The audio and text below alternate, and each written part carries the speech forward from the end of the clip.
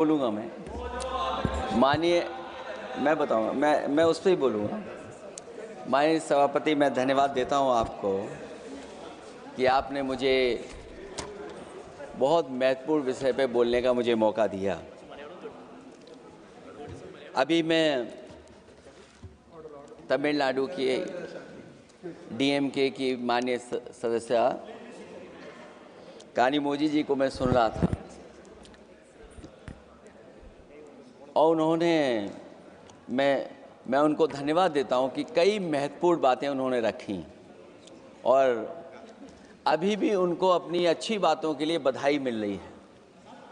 हमें खुशी है इस बात की कि विपक्ष में जो लोग हैं उनको बधाई मिल रही है, लेकिन सत्ता पक्ष के लोग जब बोल के जा रहे हैं तो उनके सदस्य भी उन्हें बधाई नहीं दे रहा कोई। अध्यक्ष महोदय, मैं धन्यवाद देता हूं आपका भी, और क्योंकि मैं उनकी बात सुन रहा था, उनकी बात सुनने से मुझे कुछ याद आया। मैं ये कहना चाहता हूं 2 लाइनों में कि मैं दुनिया को मनाने में लगा हूं। अध्यक्ष महोदय, मैं भारतीय जनता पार्टी के लिए बता रहा हूं ये लाइनें कि मैं दुनिया को मनाने में लगा हूं, मेरा घर मुझसे रूठा जा रहा है। मैं दुनिया को मनाने में लगा हूं, मेरा घर मुझसे रूठा जा रहा है। अध्यक्ष महोदय, बात शुरू करने से पहले मैं सबसे पहले भारत की सेना, उसका आभार, उसका धन्यवाद देना चाहता हूं। दुनिया में साहसी फौजों में गिनती अगर होती है तो हमारी भारत की सेना सबसे आगे दिखाई देगी। उनके पराक्रम पर, उनकी वीरता पर, उनके अदम्य शौर्य पर हमें सबको गर्व है। कोई ऐसा भारतीय नहीं होगा जिसको गर्व ना हो। हमें अपनी फौज पर गर्व है और हमें इस बात के लिए भी गर्व है कि जब सेना ने अपना ऑपरेशन शुरू किया तो पाकिस्तान के जितने भी टेररिस्ट कैंप थे उन पर अटैक किया गया। न केवल पाकिस्तानी कैंपों को नष्ट किया गया, बल्कि पाकिस्तानी जो एयरबेस हैं उन तक पहुंच गए, उनको भी नष्ट किया, ध्वस्त किया। और जब हमारी फौज पाकिस्तान को हमेशा हमेशा के लिए एक पाठ पढ़ा सकती थी, एक ऐसा संदेश जाता कि भविष्य में पाकिस्तान कभी ये हिम्मत नहीं जुटा पाता, और ऐसा भी लगा हम लोगों को, क्योंकि अध्यक्ष महोदय, जब हम बड़े बड़े राष्ट्रीय चैनलों को देखते हैं तो उन चैनलों से ये लग रहा था कि कराची हमारा हो गया है, लाहौर हमारा हो गया है। किसी चैनल ने किसी को ये भी बताया कि हमने उनको पकड़ भी लिया है। जो कमेंट्री, जो विजुअल्स थे, वो ऐसा लग रहा था कि अध्यक्ष महोदय अब पीओके हमारा हो जाएगा। हालांकि सरकार के इंजनों को मैं टकराता हुआ देखता हूं। हो सकता है ये मेरा भ्रम हो, लेकिन पीओके के मामले में सभी इंजन हमें एक दिखाई देते हैं, और जहां पीओके पे पहुंचने तक की बात थी, कुछ लोग तो पीओके पर ये कह रहे थे कि हमारा कब्जा हो जाएगा, 6 महीने का केवल हमें मौका मिल जाए। ये अफसर सरकार आखिरकार पीछे कैसे हट गई, और क्या कारण था कि सरकार को सीज फायर का ऐलान करना पड़ा? अध्यक्ष महोदय, हमें उम्मीद थी कि सरकार सीज फायर करेगी, सरकार ऐलान करेगी, लेकिन इनकी मित्रता बहुत है। बहुत गहरी मित्रता है और उसका परिणाम ये है कि इन्होंने अपने मित्र से ही कहा कि आप ही सीज फायर अनाउंस कर दीजिए, हमारी कोई ज़रूरत नहीं है, हम सीज फायर आपसे ही स्वीकार कर लेंगे। आखिरकार किस दबाव में ये सरकार स्वीकार कर रही है? वैसे तो अध्यक्ष महोदय, आज जिस विषय पर बोलने के लिए मैं खड़ा हुआ हूं, दरअसल वो विषय होना ही नहीं चाहिए था। ये दुर्भाग्यपूर्ण है कि आजादी के इतने साल बाद भी ऐसे मुद्दे बने हुए हैं। ये बात अध्यक्ष महोदय पक्ष विपक्ष की नहीं है, देश की सुरक्षा की है, जनता के जीवन और रक्षा की है। हम सब मिलकर के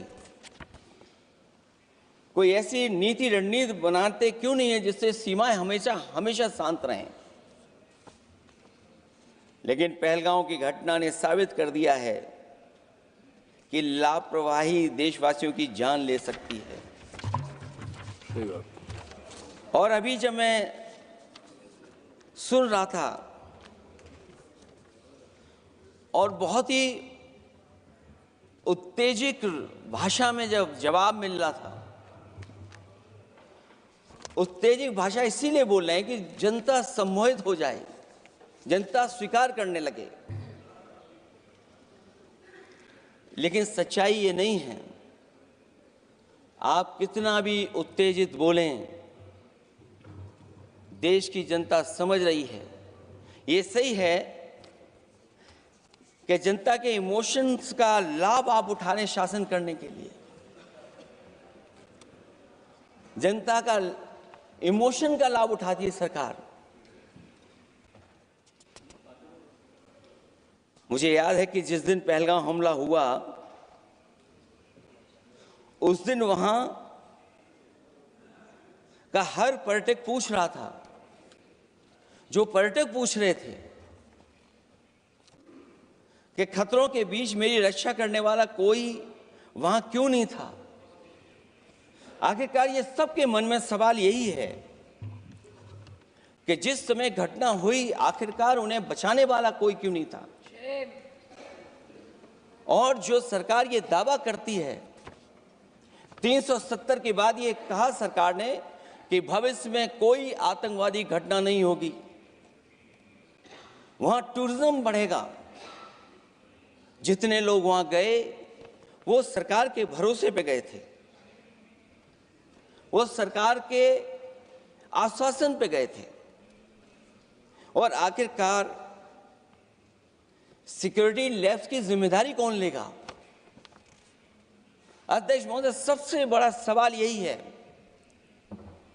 कि सिक्योरिटी लैब्स का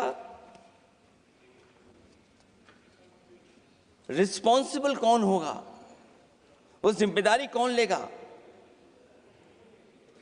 और ये जो पहलगांव की घटना हमारे इंटेलिजेंस फेलियर की वजह से है।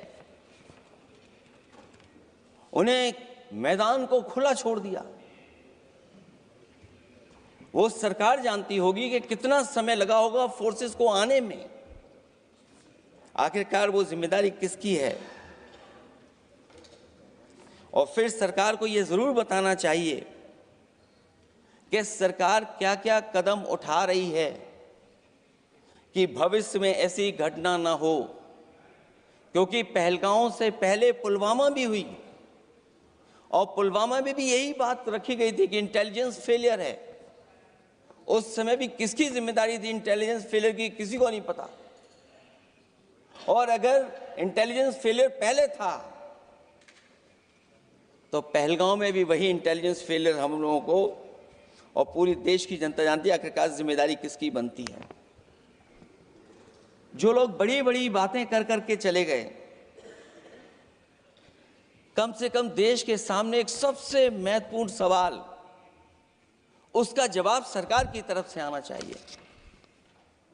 क्योंकि हमारी सीमा पर जो सुरक्षा है, जो रक्षा करने वाले हमारे सेना के लोग हैं, वो हमारी सीमाएं सुरक्षित रखते हैं।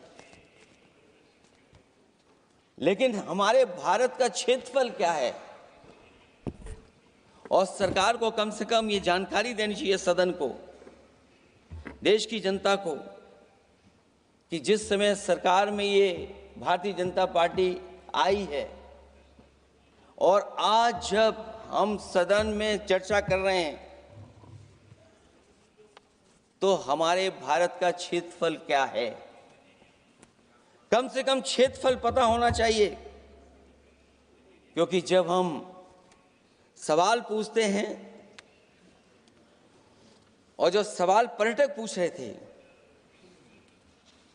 कि कुछ ऐसे लोगों को सरकार की ओर से चारों तरफ से चाक चौबंद सुरक्षा घेरा क्यों दिया जाता है, वो जो बाद में ठग साबित होते हैं, जो हमारी रक्षा क्यों नहीं की गई। पहलगाम के दूसरे दिन की जिस तरह की राजनीतिक कार्टून, क्योंकि जिस तरह का लाभ लेना चाहते हैं भारतीय जनता पार्टी के लोग, हम सब ने देखा कि पहलगाम के दूसरे दिन ही जिस तरह का राजनीतिक कार्टून भाजपा के ऑफिशियल हैंडल से पब्लिश किया गया और हमारे द्वारा घोर आपत्ति किए जाने पर हटाया गया, उसने साबित कर दिया कि भाजपा के लोग भी जानते हैं कि दुख की इस घड़ी में उन्होंने देश की भावनाओं के साथ बेहद शर्मनाक खिलवाड़ किया है। भाजपा बताए कि ऐसे संवेदनहीन लोगों के खिलाफ उन्होंने क्या कार्रवाई की है।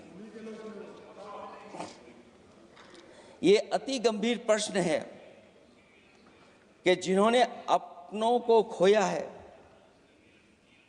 उन पर दबाव डाल करके बयान भले बदलवा दिए जाएं, लेकिन भाजपा याद रखें, बयान बदलवाने से सच नहीं बदल जाता है।